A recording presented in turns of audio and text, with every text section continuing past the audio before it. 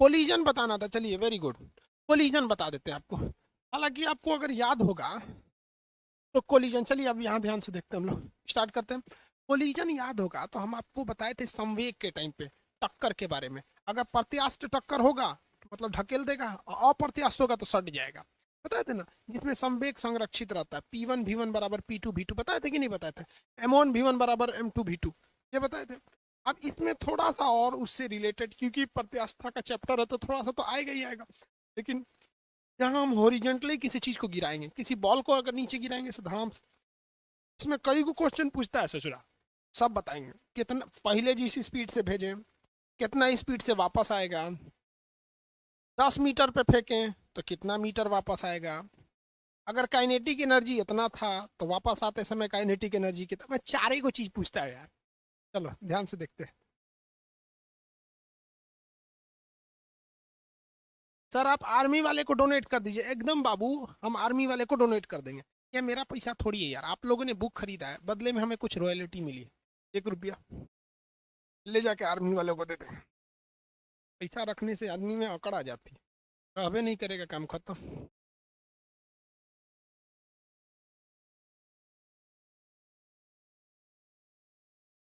आगे देखें।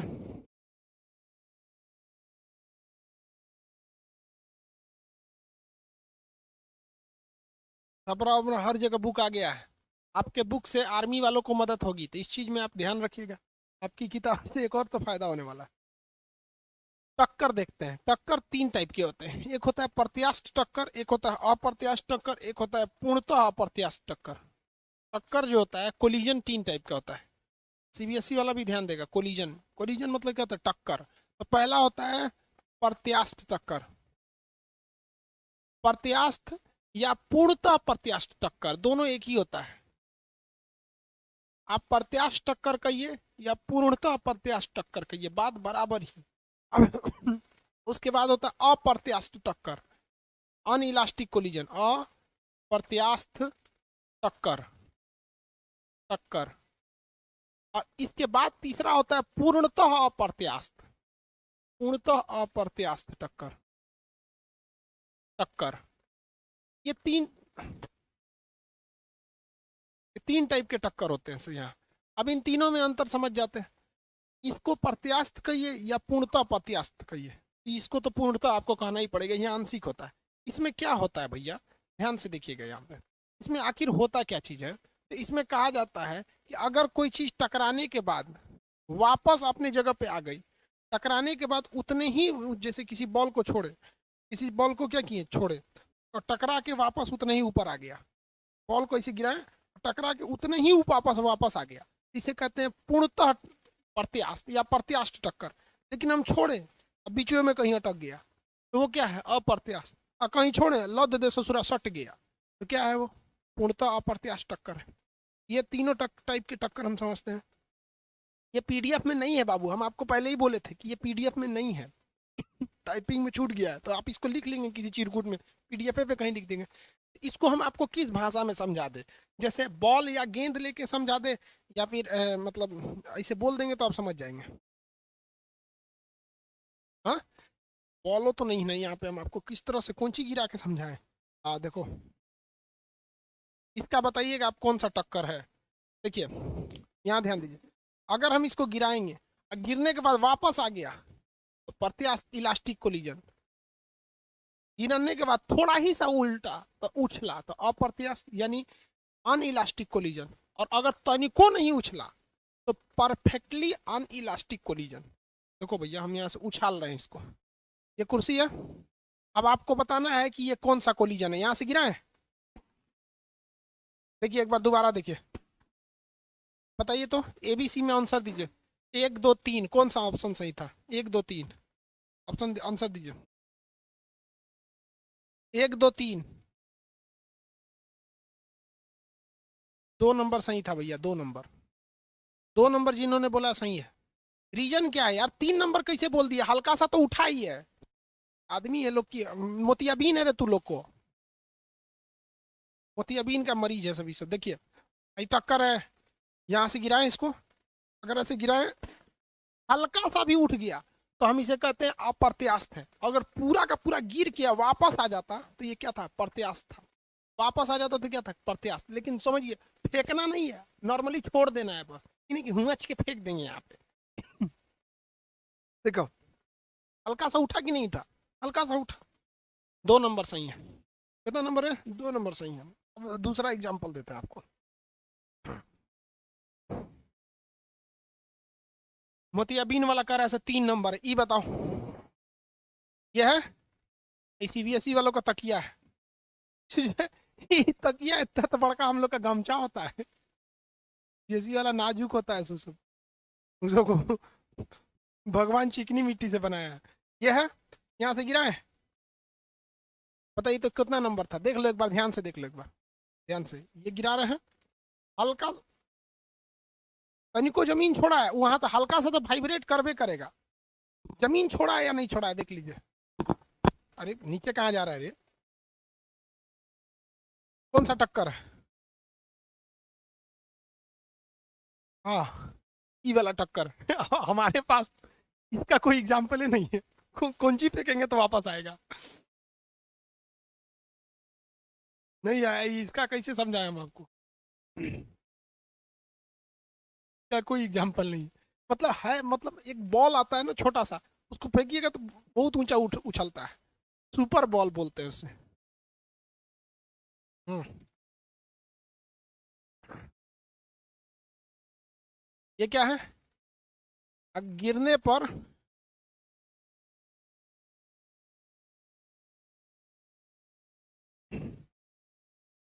उतना ही ऊंचाई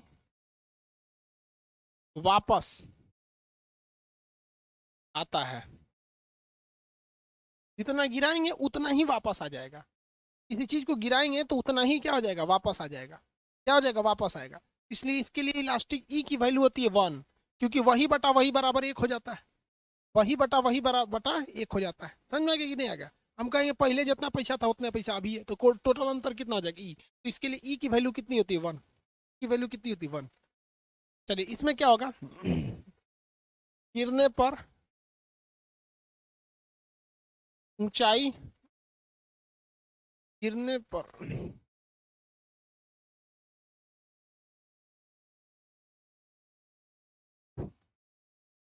ऊंचाई में कमी आ जाती है, ऊंचाई में कमी आ जाती है। तो इसके लिए ई की वैल्यू क्या आ जाएगी, लेस देन 1 हो जाएगा। भैया ई की वैल्यू क्या हो जाएगी, कम हो जाएगी, लेस देन 1 हो जाएगा।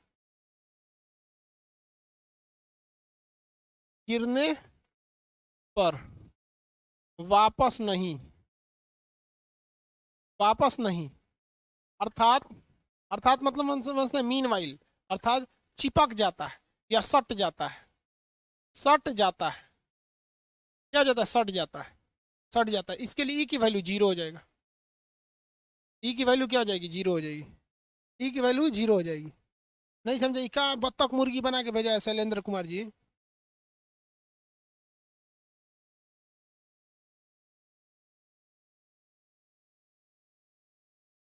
ऑपरेटर को फेंकी, ऑपरेटर वह ये नहीं है, ऑपरेटर नहीं है, उसकी बेटी की तबीयत ज्यादा जोर से खराब है बेचारे का, है ही नहीं है। हम कोई बात नहीं, हम हर चीज जानते हैं, कम बेस हर काम कर लेते हैं, विदाउट ऑपरेटर सारा काम कर देते हैं। तो इसमें ई वगैरह की वैल्यू समझ में आ गया। ये पूछता है भैया, इसमें तो किसी को दिक्कत नहीं।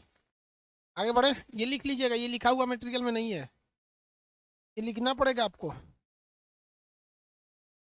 नहीं वो कल फिजिक्स का क्लास नहीं हुआ था, कल फिजिक्स का क्लास नहीं हुआ था। चलिए अब आगे देखिए, कल फिजिक्स का क्लास नहीं हुआ था। इसके बाद कहता है, इसमें संवेग जो होता है, संवेग, सब में संवेग संरक्षित होता है, संवेग संरक्षित होता है। क्यों, क्योंकि टक्कर के बाद क्या होता है, टक्कर के पहले का संवेग और टक्कर के बाद का संवेग बराबर होता है। इसमें भी संवेग संरक्षित रहता है, संवेग इसमें भी क्या रहता है, संरक्षित रहता है। आप कहेंगे सर संरक्षित कैसे रहता है, तो मान लीजिए इसने 10 संवेग से गया नीचे और वापस आया 2 संवेग से, तो बाकी का 8 ही जमीन को दे दिया, खर्चा नहीं किया है, संवेग संरक्षित रहता है। ये क्या करता है, ये पूरा का पूरा संवेग दे देता है उसको। तीनों में क्या संरक्षित रहेगा, संवेग संरक्षित रहेगा। संवेग क्या रहता है, संरक्षित रहता है। तीनों में याद रखिएगा, संवेग क्या रहता है, संरक्षित रहेगा। हो गया।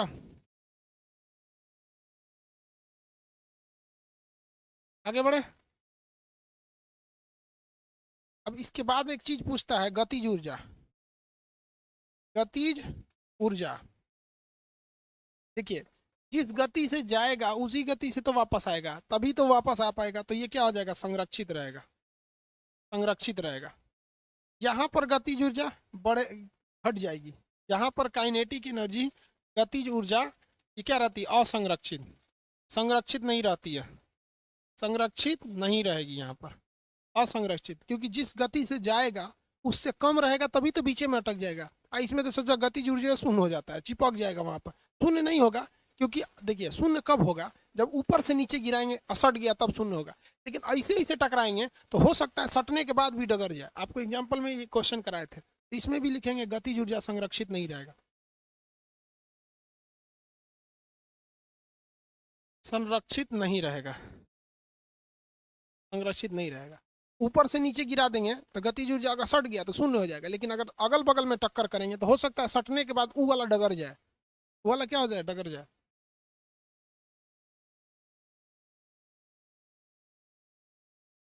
आगे बढ़े। गिरने के बाद, गिरने के बाद अगर ज्यादा उछल गया तो ई की वैल्यू वन हो, ग्रेटर देन वन हो जाएगा। हालांकि ऐसा कोई चीज है नहीं अभी। अगर गिरने के बाद मान लीजिए 10 मीटर से उछला है, अब 20 मीटर कूद गया, सुपर बॉल हो गया, तो उसके लिए ई की वैल्यू ग्रेटर देन वन हो जाएगी। क्या दिक्कत है इसमें। भैया बराबर उछला तो एक, कम उछला तो एक से कम, नहीं उछला तो एक से जीरो, और ज्यादा उछल गया तो एक से ज्यादा, ज्यादा उछल गया तो एक से ज्यादा। इसको इसको आप कुछ भी कीजिए, इसको लिखिए जल्दी।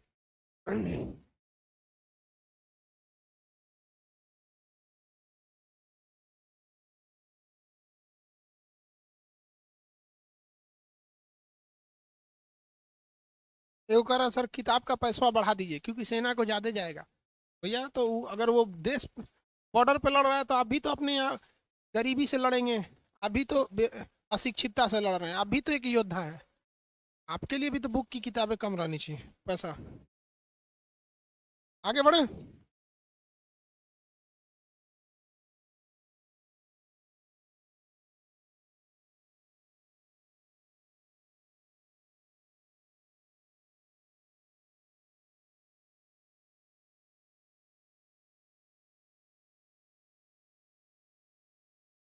दिव्यांग लोगों को भी मदद कर सकते हैं।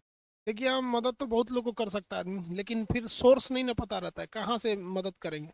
आजकल मदद करने में भी डर लगता है यार, लूट लाट के खत्म कर देगा। सेना में क्या है, टेंशन फ्री है, जाके दे दो काम खत्म, वहाँ लूटने का झमेले नहीं है।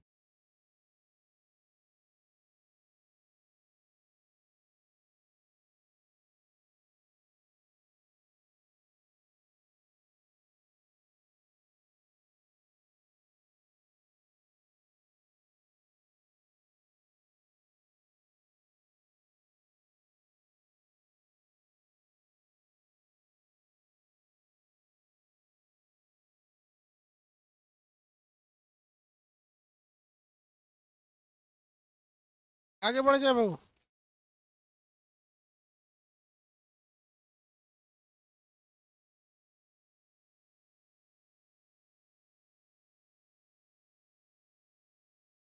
मिटा दें इसको, न्यूमेरिकल फिर बताएं। अगर आप ध्यान से देखोगे बाबू तो इसमें चारे चीज मिलेगा आपको। क्या क्या मिलेगा, एक ऊंचाई मिलेगी, गतिज ऊर्जा, संवेग, देखिए संवेग गतिज ऊर्जा के साथ साथ गति भी तो मिल जाती है, चारे चीजें हैं। इसको आगे बढ़े, बोलिए, मिटा के आगे बढ़े तो बोलिएगा।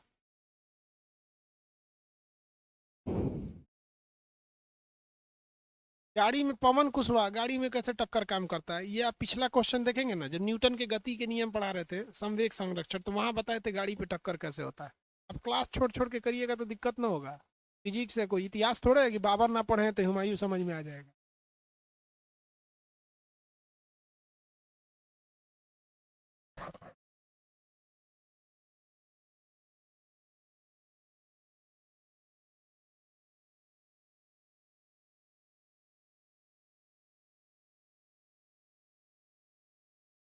आगे बढ़े।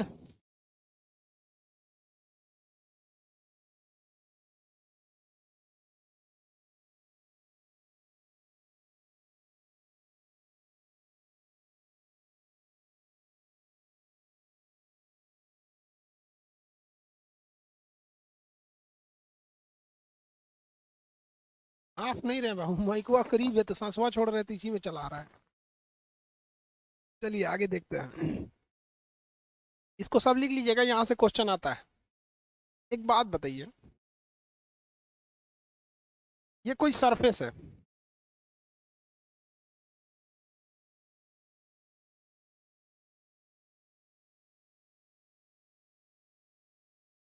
ये क्या है भैया, कोई तल है या सरफेस है?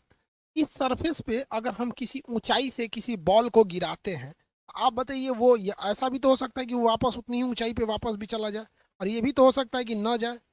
दोनों में से कोई भी एक हो सकता है। तो इस चीज को हम लोग कहते हैं कोफिशिएंट ऑफ रिस्टिट्यूशन। रिस्टिट्यूशन मतलब ये तल है, इस पे हमको निकालना कोफिशिएंट ट्यूशन, रेस्टिट्यूशन, विरोध विरोधी गुणांक, इसे ई से दिखाते हैं। इसे क्या दिखाते हैं? ई से। इसे आप शॉर्टली आप इसे प्रत्यास्था गुणांक कह सकते हैं। इन शॉर्ट आप इसे प्रत्यास्था गुणांक कह सकते हैं। देखिए, अगर हम किसी चीज को ऊंचाई से अगर इस पे से गिराते हैं, तो 3-4 कंडीशन होंगे जो आपको क्वेश्चन पूछे जाएंगे, और आप खुद से समझ सकते हैं इस चीज को आराम से बेहतरीन ढंग से। देखिए कैसे, एक बॉल है जिसे हम यहां से गिरा रहे हैं, ठीक है। अब यहां से गिरा रहे हैं, इसके टकराने के बाद तो ये कैसे बताएं यार, ये गिर रहा है और टकरा के ये वापस उठ गया। देखिए ये टकराया है, ये यूं वापस गया।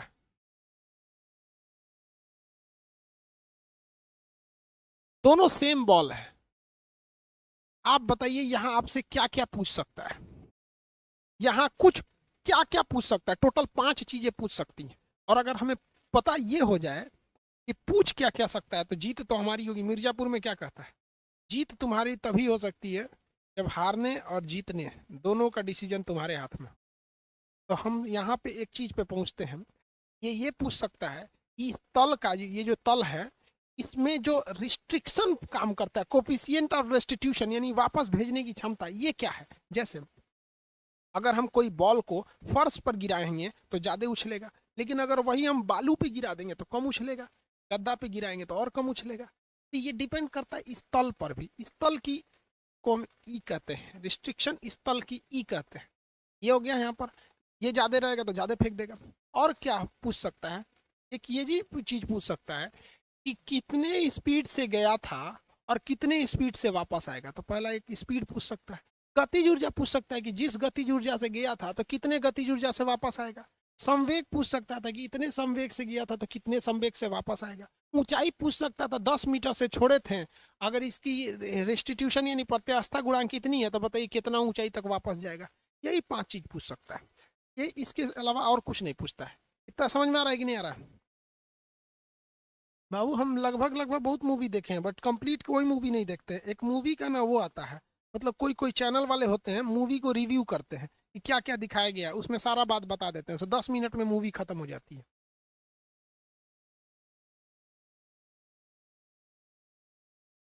आगे बढ़े।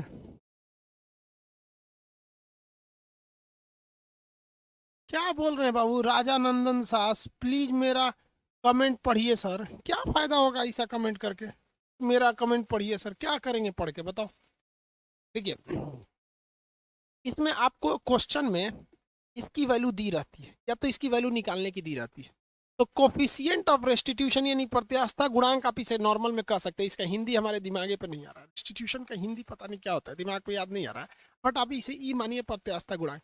इसका फॉर्मूला होता है ई इज इक्वल टू होता है final velocity. Final velocity, last में वेलोसिटी क्या थी? फाइनल और इनिशियल। तो हम फाइनल और इनिशियल में आप कंफ्यूज हो जाएंगे कि फाइनल क्या था, इनिशियल क्या था, है कि नहीं? आप लोग कंफ्यूज हो जाते हैं। इससे अच्छा हम एक ये काम करते हैं, फाइनल की जगह 2 लिख देते हैं, इनिशियल की जगह 1 लिख देते हैं। फाइनल की जगह क्या लिख देते हैं? 2 लिख देते हैं, इनिशियल की जगह 1 लिख देते हैं। किसी को कोई दिक्कत? जैसे या इसकी वेलोसिटी मान लेते हैं, सिर्फ V2/V1 कर देते हैं। V2/V1 यानी देखिए ध्यान से कैसे, अगर हम क्वेश्चन दे देते हैं यहाँ पर, इस फॉर्मूला पे पहला बताएंगे कि मान के चलिए कि ये गया था 10 के स्पीड में। कितना के स्पीड में गया था? 10 के स्पीड में नीचे गया था। 10 की स्पीड में कहाँ गया था, नीचे, और वापस आया है ये 5 की स्पीड में, 5 की स्पीड में वापस आया। एनवी ने यार थोड़ा सा कम स्पीड में आया, तभी तो आधा में रुक गया। तो कोफिशिएंट ऑफ ये निकालेंगे यहाँ पे रेस्टिट्यूशन। तो बाद वाली वेलोसिटी कितनी है बाबू, 5 है, और शुरुआत वाली वेलोसिटी कितनी थी, शुरुआत वाली वेलोसिटी बताओ भाई, शुरुआत वाली 10 थी, कितना आएगा 0.5, 0.5 आएगा कि नहीं आएगा। अब बताना यार क्या इसमें यहाँ तक में किसी को दिक्कत है, ये फॉर्मूला है, सीधा याद रखिएगा इसको। इसी बेसिस पे तो हम निकाल रहे थे इससे पहले वाले, ई का वैल्यू 1 से कम या 1 से ज्यादा या कैसे, 1 से कम हुआ या नहीं हुआ यार, माथा फोड़ ले, हाँ ना कुछ बोलना, 1 से कम हुआ कि नहीं हुआ, V2/V1 1 से कम हो गया। इसका मतलब जब कभी भी वैल्यू 1 से कम होती है तो याद करो बबुआ, 1 से कम वैल्यू में, 1 से कम वैल्यू में प्रत्यास्थ टक्कर या अप्रत्यास्थ टक्कर, बोलना बबुआ, अप्रत्यास्थ टक्कर 1 से कम, इसका मतलब जितनी ऊंचाई से गिराएंगे उससे कम में ऊंचाई पर जाएगा। देख भी लीजिए, वैल्यू 1 से कम में ये प्रत्यास्थ नहीं होता, अप्रत्यास्थ होता है, और ये जितनी ऊंचाई से गिराएंगे उससे कम ही ऊंचाई तक पहुंच पाता है। जेन्युइन अगर 10 की स्पीड से आया है और स्पीड कम रखेंगे तो वहां तक जाइए नहीं पाएगा। हो गया। तो इस सरफेस एरिया का आप प्रत्यास्थता गुणांक निकाल लेंगे, प्रत्यास्थता भाई ई निकाल लेंगे ना, ई कोफिशिएंट ऑफ रेस्टिट्यूशन, इसको इसको विरोधकता गुणांक कहते हैं, रेस्टिट्यूशन को हिंदी में विरोधकता गुणांक।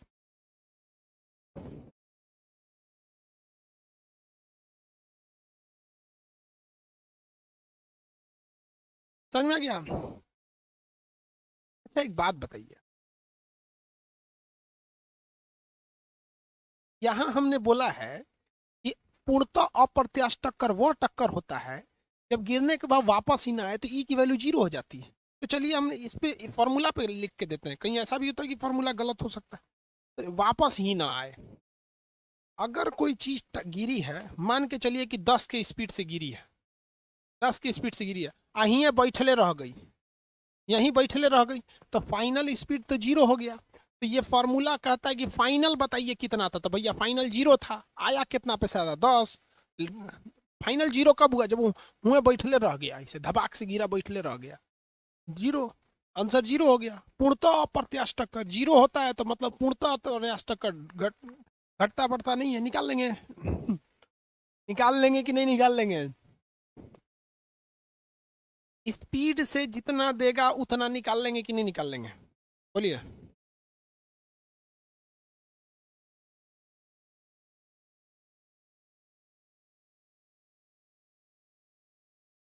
आगे बढ़ जाए,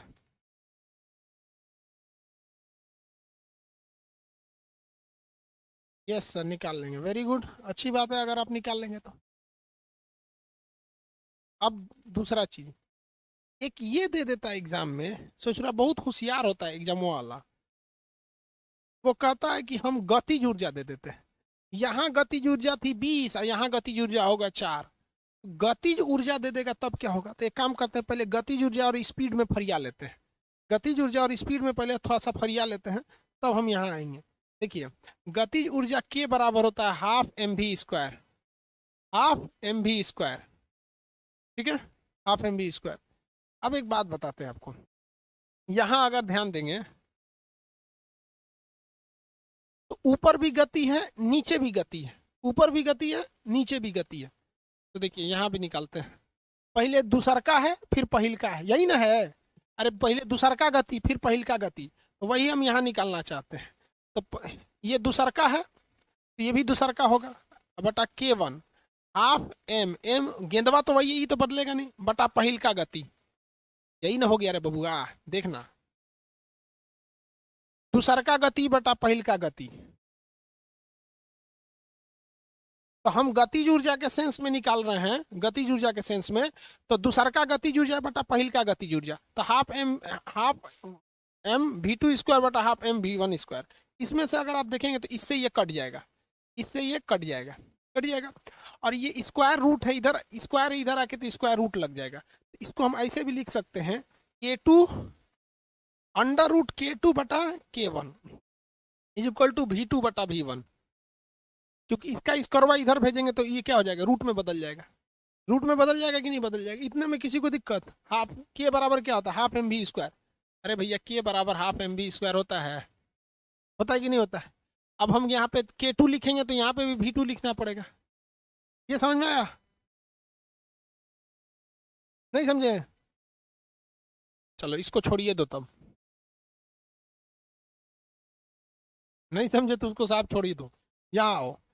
अगर ये वेग में संबंध देगा, वेग में संबंध दे दिया तब, अगर गतिज ऊर्जा में संबंध दिया तो स्क्वायर रूट लगाइएगा, दूसरा का गतिज ऊर्जा बटा पहिल का गतिज ऊर्जा, ये गतिज ऊर्जा में देगा सीधा। अभी हम ये निकाल के सिद्ध करके दिखा दिए थे, हम बस वहीं भी की वैल्यू रख दिए हैं। गतिज ऊर्जा, गतिज ऊर्जा में संबंध देगा तो बस स्क्वायर रूट करना है। वहां तो सिंपल था, बाद वाला बटा पहिला वाला, लेकिन यहाँ अंडर रूट स्क्वायर भी कर, अंडर रूट भी निकालना पड़ेगा। क्या करना पड़ेगा? अंडर रूट भी निकालना पड़ेगा, अंडर रूट भी निकालना पड़ेगा। इसको याद रखिएगा खटाखट सीधा, कि जब वेग देगा तो बाद माइनस पहले V2 माइनस V1, V2 बटा V1। अब बाकी कुछ भी दे देगा तो आपको क्या करना पड़ेगा भैया, इसको अंडर रूट करना पड़ेगा। अगर दे दे गतिज ऊर्जा, स्थितिज ऊर्जा, तो P2 बटा P1, P2 बटा P1 स्थितिज ऊर्जा, स्थितिज ऊर्जा देगा। कह देगा ऊंचाई के सेंस में दे देगा, ऊंचाई तो अंडर रूट, ऊंचाई के सेंस में। ऊंचाई वाला कैसे निकालेंगे, देखिए निकाल देते हैं, सिद्ध करके दिखाते हैं ना तो आप लोग को बाउंस कर जाता है। ये फॉर्मूला याद रखिएगा, तो अंडर रूट P2 बटा P1। अब जरा देखिए आप, अगर ऊंचाई के गति पोटेंशियल एनर्जी के सेंस में दिया था, स्थितिज ऊर्जा के सेंस में, ये किसके लिए था? स्थितिज ऊर्जा के लिए, स्थितिज ऊर्जा के लिए था ये, स्थितिज ऊर्जा के लिए। देखिए P की वैल्यू मतलब क्या होता है, mg, m की वैल्यू सेम रहेगी क्योंकि बॉल चेंज होने वाला नहीं है, टकरा के भी आएगा तो वही बॉल रहेगा, तो दोनों का मास, g की वैल्यू वही रहेगी। लेकिन यहाँ h की जगह क्या लिखेंगे, h2, क्योंकि बाद वाली ऊंचाई कुछ और होगी, बटा P1, P1 के लिए भी m वही होगा, g और mgh होता है ना P के वैल्यू, इसकी जगह क्या हो जाएगा, h1 अंडर रूट में है, इससे ये कट जाएगा। e की वैल्यू क्या हो गई, अंडर रूट h2 बटा h1, h2 बटा h1, यही ले जाके वहां लिख देंगे। यहाँ सिद्ध करके दिखा रहे हैं, वहां सीधे लिख देंगे। सिद्ध करके दिखाने का काम मेरा नहीं है, ये आपको इंटर में मास्टर साहब सिद्ध करके दिखाए होंगे।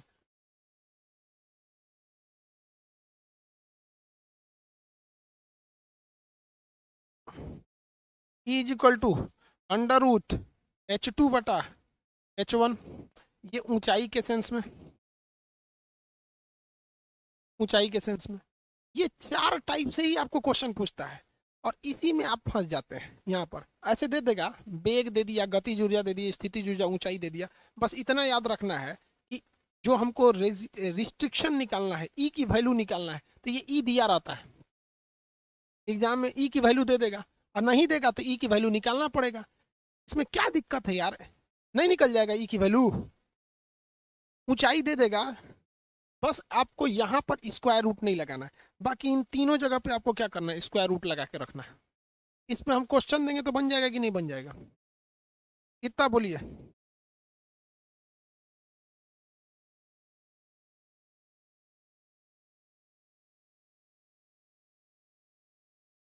इसमें रूट कैसे आ गया, इसमें बता दें।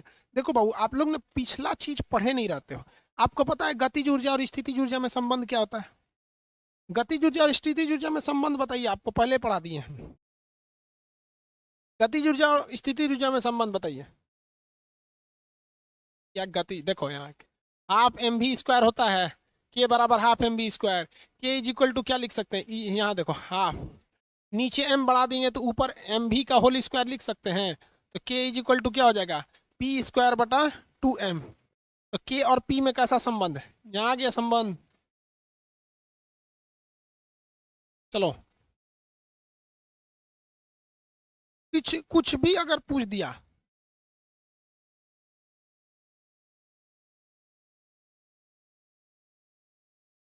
पोटेंशियल एनर्जी, कुछ भी यार दिमाग मत लगाओ यार, बस यहाँ इतना याद रखेंगे, पूछ देगा यहाँ पर। अब जैसे हम आपको ऊंचाई वेग के सेंस में देंगे, वेग के सेंस में दे दिए, देखिए ध्यान से क्वेश्चन दे रहे हैं हम, वेग के सेंस वाला तो बता दिए, गतिज ऊर्जा के बताएंगे। कहेगा कि गतिज ऊर्जा 20 के स्पीड से आ रहा था, वापस गतिज ऊर्जा गया ना, गतिज ऊर्जा वापस गया तो 5 रह गया, जाते वक्त गतिज ऊर्जा 5 रह गया, तो कैसे सॉल्व करेंगे? गतिज ऊर्जा के सेंस में कुछ भी नहीं देना है, वापस वाला क्या करना है, बस इतना दिमाग में रखना है बबुआ, इतना दिमाग में ये रखना है कि अगर बेग देगा तो बस हमको देखना है कि वापस कितना से आया, हचाक से भाग देंगे पहिल का कितना था, वापस कितना से आया हचाक से भाग देंगे, अब बाकी में रूट लगा के भाग देंगे, कोई दिक्कत नहीं, रूट लगा, बाद में कितना था, बाद में 5, पहले पहले कितना था 20, पहले कितना था 20, काटेंगे 1/4, 1/4, तो अंडर रूट 1/4 का मतलब क्या होता है, अंडर रूट 1/4 का मतलब क्या होता है 1/2, नहीं समझे? हम एक एक आंसर का एक अंडर रूट 1 लिख दो, इसको अंडर रूट 4 लिख दो, ऊपर अंडर रूट 1 का मतलब 1, 4 का मतलब 2, 1/2, अरे वही 1/2 लिखो या 0.5 लिखो, इसमें भी भाग देना है तो 0.5 लिख दो, 0.5।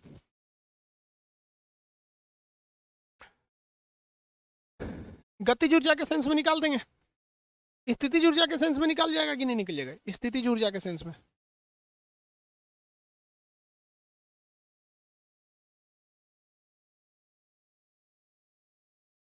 स्थितिज ऊर्जा के सेंस में कहेगा कि पहले की स्थितिज ऊर्जा इसके पास थी 100, पहले इसकी स्थितिज ऊर्जा कितनी थी 100, और जब ये वापस गया ना, जब ये वापस लौट के गया यहाँ पर, तो इसकी स्थितिज ऊर्जा हो गई आपकी घट के 20, 4 हो गई, मान लीजिए घट के गया तो 4 हो गया, आया कितना से था 100 से, आ गया कितना पे 4 पे, आप स्थितिज ऊर्जा के हिसाब से निकालिए कितना आंसर आएगा। ऐसा भी तो हो सकता है ना, जी वगैरह की वैल्यू को इग्नोर कर दिया जाता है, हवाओं हवाओं का कितना विरोध आएगा, इसको इग्नोर करके चलना है यहाँ पर, हवा भी इस पे रिस्ट्रिक्शन लगाते हैं तो थोड़ा सा वैल्यू आएगा, तो हम लोग एयर ड्रैग को नगण्य मान लेते हैं, हवाओं की प्रतिरोध को आदमी नगण्य मान के सॉल्व करता है इसको। आप बताइए भैया इसका कितना आंसर होगा, आया था स्थितिज ऊर्जा, जब वो आया था तो इसकी स्थितिज ऊर्जा जो थी 100 जूल थी, वापस गया तो 4 जूल रह गया, कितना होगा,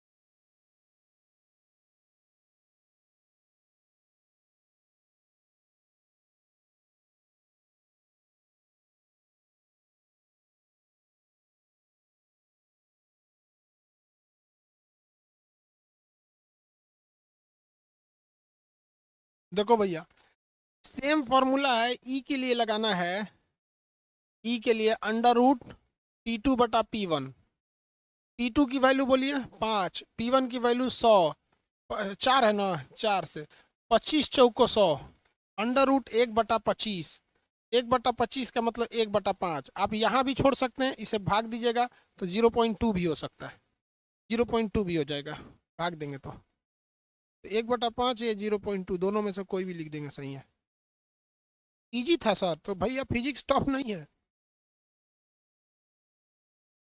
साइकिल, साइंस और तैराकी ये 3 ऐसी चीज होती है बस समझने में मुश्किल है, एक बार आ गया जिंदगी में कभी नहीं भूलेगा, बशर्ते आना चाहिए आपको। अब आप बताओ, कहोगे कि सर फॉर्मूला सिद्ध करके दिखाइए, हम कुछ कुछ तो सिद्ध करके दिखाई दिए यार, टाइम खत्म हो जाएगा सिद्ध करने में, अब आप कहीं मैथ भी पढ़ते होंगे तो थोड़ी ना सिद्ध करके दिखाएंगे A+B का होल स्क्वायर कैसे आता है, सिद्ध करने के लिए इंटर की पढ़ाई कीजिए, हम लोग के लिए उतना नहीं है।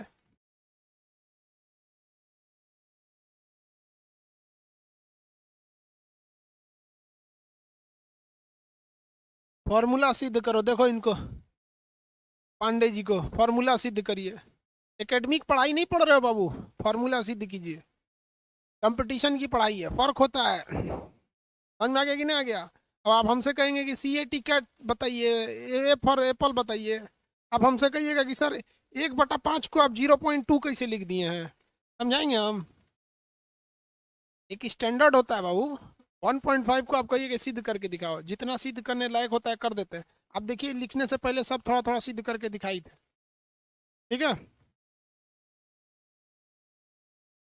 आगे बढ़े। अच्छा एक ऐसे जी इसके अब ऊंचाई के सेंस में निकाल लेते, यही ज्यादा देता है, पिछली बार एग्जाम में यही दिया था, एग्जाम में क्या दिया था, एग्जाम में क्वेश्चन दिया, अब हमको न्यूमेरिकल एक्यूरेट वो वर्ड याद नहीं है, लेकिन ऐसे दिया था कि किसी वस्तु, कोई ऐसी वस्तु है जिसको हम लोग 128 मीटर से गिराते हैं, कितने से गिराते हैं 128 मीटर की ऊंचाई से हम लोग क्या कर देते हैं, इसे गिरा देते हैं। 128 मीटर की ऊंचाई से इसे गिरा दिया जाता है।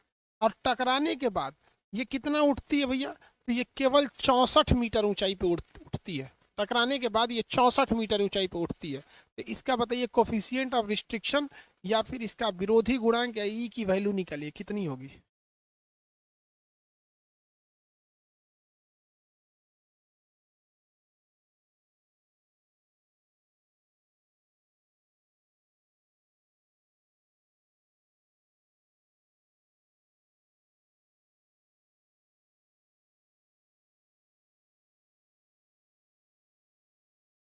भैया फाइनली कितना आया था, अंडर रूट लगाना पड़ेगा ना, स्पीड छोड़ के सब में अंडर। फाइनली 64 था, पहले छोड़ा गया था 128 पे से। Under root 1/2, 1/2 1/√2।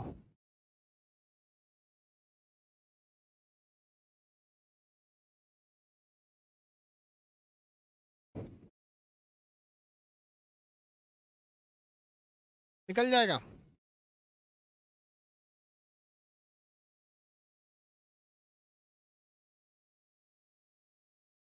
टक्कर का चीज समझ में आ जाएगा आपको। तो ये हम वर्टिकल टक्कर पढ़ा दिए। इससे पहले के अगर क्लास देखेंगे, ये याद रख लीजिएगा, इसको 20 बार बोलिएगा, याद हो जाएगा यार।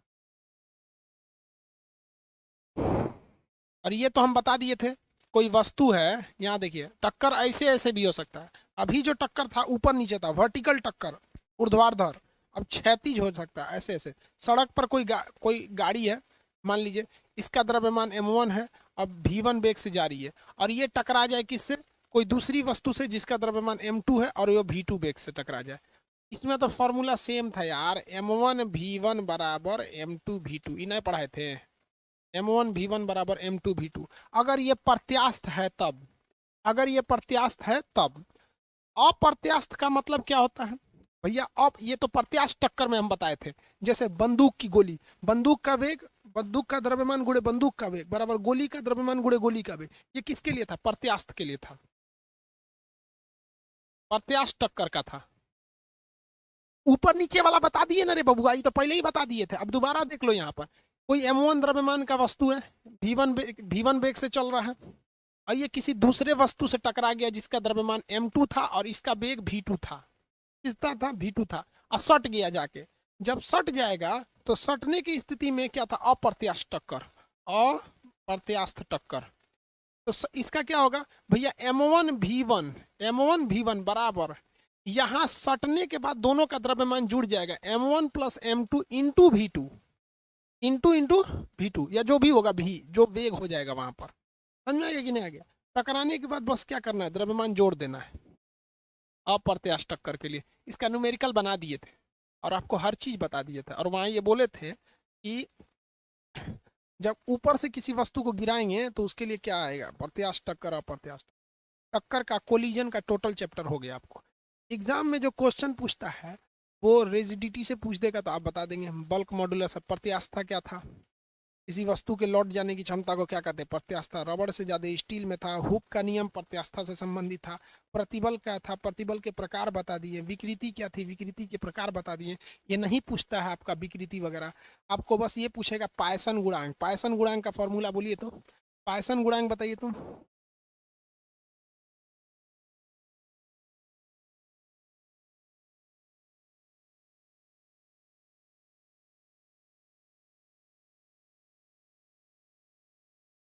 पायसन गुणांक बोलिए तो क्या होता है, पायसन कोफिशिएंट।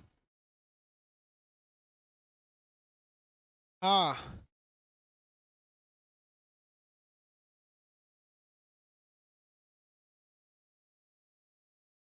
भैया, अमेजोन पे थोड़ा बुक महंगी आती है, अमेजोन पे सरकार ने टैक्स ज्यादा लगा रखा है।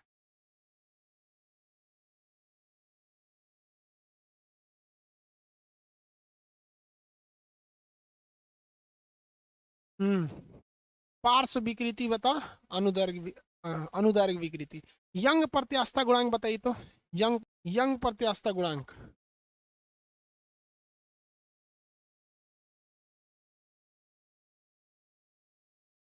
चलिए यंग निकाल देंगे, बल्क निकाल लेंगे, रिजिडिटी निकाल लेंगे ना, बता दिए। टक्कर भी बता दिए, प्रत्यास्थता चैप्टर खत्म हो गया। अब बहुत इंपॉर्टेंट चैप्टर आता है आपका हीट, हीट बहुत इंपॉर्टेंट है और काफी लंबा चैप्टर है। Heat, light, electric current, magnet, ये मेनली अब 4 बज गए, 5 चैप्टर आपका बच गया है। 5 कहिए तो क्या चाहिए, 5 नहीं 6 कहिए। देखिए, हीट, हीट के बाद लाइट, लाइट के बाद वेव, वेव के बाद इलेक्ट्रिक, इलेक्ट्रिक के बाद मैग्नेट, उसके बाद मॉडर्न फिजिक्स, फिजिक्स खत्म हो जाएगा। 6 चैप्टर बचे हैं आप, 6। इसके बाद पढ़ेंगे हम लोग हीट, हीट के बाद लाइट, लाइट के बाद वेव, वेव में ही आ जाता है आपका साउंड वगैरह सब कुछ, वेव। उसके बाद हम लोग को पढ़ना है इलेक्ट्रिसिटी, इलेक्ट्रिसिटी के बाद मैग्नेट, मैग्नेट में ही आता है इलेक्ट्रोमैग्नेट। उसके बाद आता है मॉडर्न फिजिक्स, जिसमें PN transaction, electromagnetic, NPN transaction जो होता है, डायोड वगैरह वही सब चीज आते हैं, लॉजिक गेट हो जाते हैं, सही सब, और गेट नॉर गेट। चलिए, केमिस्ट्री कब पढ़ाइएगा, बायोलॉजी या फिजिक्स जब खत्म हो जाएगा, जब तक कोई बैच खत्म नहीं होगा तब तक दूसरा चालू नहीं होगा। जैसे आपका बायोलॉजी खत्म होगा वहाँ आ जाएगा फिजिक्स, सॉरी केमिस्ट्री, और जैसे आपका फिजिक्स खत्म होगा यहाँ आ जाएगा जीए, जनरल अवेयरनेस।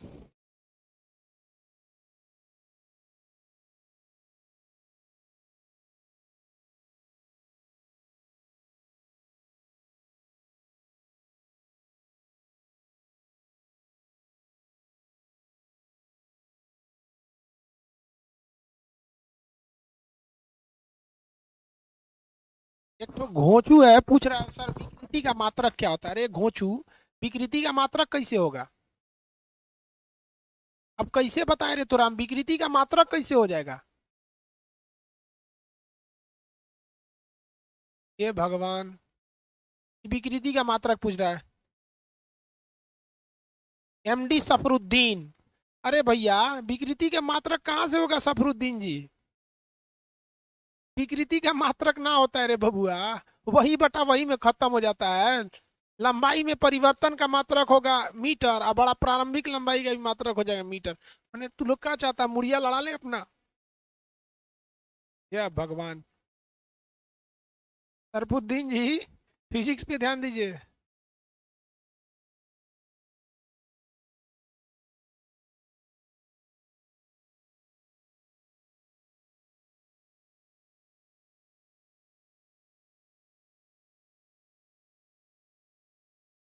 उसका मात्रक नहीं होता है।